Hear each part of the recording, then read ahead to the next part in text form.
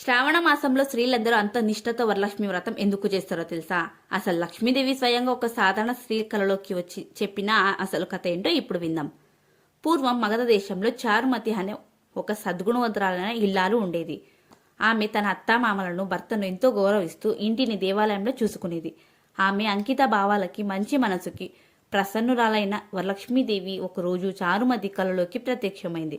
చారుమతి, నీ నిష్కలషమైన మనసు నాకు ఎంతగానో నచ్చింది. శ్రావణ మాసంలో పౌర్ణమికి ముందు వచ్చే శుక్రవారం నాడు నన్ను పూజిస్తే నిన్ను చూసి ఈ పూజ చేసే స్త్రీలందరికీ సకల ఐశ్వర్యాలు అష్టభోగాలు ఇస్తాను అని అభయం ఇచ్చింది. కలతారిన వెంటనే చారుమతి తోటి స్త్రీలతో కలిసి శ్రావణ శుక్రవారం నాడు లక్ష్మీదేవి చెప్పినట్లే పూజ చేసింది. పూజ పూర్తవగానే వారి శరీరంపై దివ్యమైన ఆభరణాలు, ఇళ్లలో ధనధాన్యాలు వెలిశాయి. నాటి నుండి మన ఆచారంలోకి శ్రావణ మాసం పూజలు ప్రారంభమయ్యాయి. కేవలం ఆడంబరాల కోసం కాకుండా చారుమతిల మంచి మనస్సుతో చేసే పూజనే లక్ష్మీదేవి స్వీకరిస్తుంది.